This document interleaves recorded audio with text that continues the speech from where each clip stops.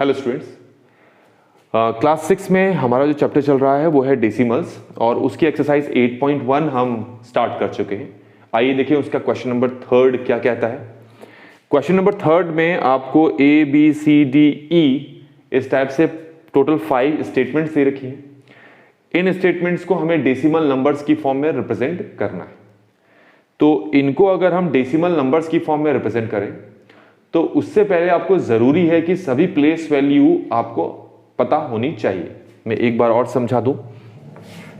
जैसे ये लिखा है, अगर मैं इसको रीड करूं तो ये लिखा है 215.6, ठीक है। तो 6 की प्लेस वैल्यू क्या होती है? टेंस। ये 5 की प्लेस वैल्यू क्या है? वंस। इसकी प्लेस वैल्यू, इस 1 की प्लेस वैल्यू क्या है? टेंस। और इस 2 की प्लेस वैल्यू क्या है? हंड्रेड्स। तो बच्चों जब आपको ये ढंग से पता होगा तो आपके लिए ये काम करना ज्यादा आसान रहेगा। तो जरा इसको ध्यान में रख के हम 1 बाय 1 इन क्वेश्चंस को करते हैं। पहला है 7 टेंस। अब इसका मतलब क्या है? मतलब कि आपको टेंस प्लेस पर किसको रखना है? 7 को रखना है।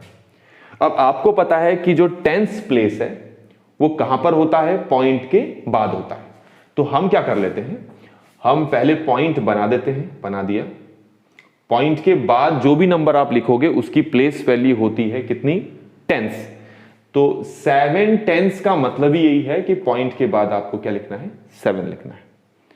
अब पॉइंट से पहले वाला जो नंबर होता है उसकी प्लेस वैल्यू होती है वंस, फिर उससे पहले वाले की होती है टेंस, देन फिर क्या होती है? हंड्रेड्स।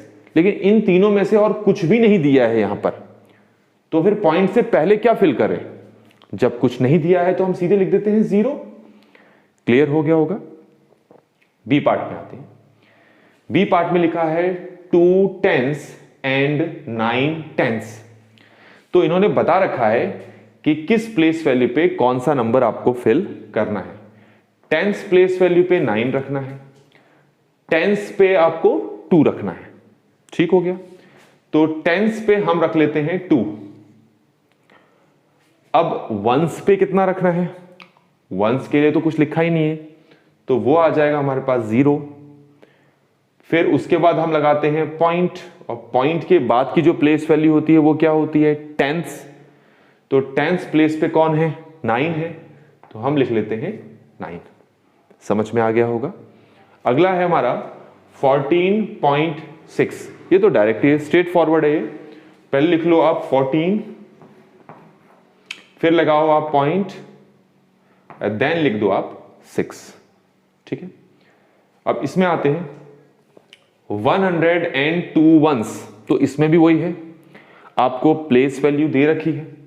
मैं फिर से एक बार और समझा दूं बच्चों आपको ये पता है कि प्लेस वैल्यू में ये मैंने क्या किया, 3 बॉक्सेस बना लिए, फिर एक पॉइंट बनाया, देन एक बॉक्स और बनाया। जरा एक बार मैं और समझा दूं आपको बच्चों। पॉइंट के बाद ये जो बॉक्स है, मतलब पॉइंट के बाद यहां पर जो हम नंबर भरते हैं वो टेंस को भरते हैं। पॉइंट से पहले यहां जो नंबर भरते हैं वो वंस को भरते हैं। यहां जो भरते हैं वो हम टेंस को भरते हैं। यहां पर जो हम भरते हैं वो किसको भरते हैं? हंड्रेड्स को भरते हैं। तो क्वेश्चन में आप देखते रहें कि कौन सी प्लेस वैल्यू का नंबर आपको दे रखा है।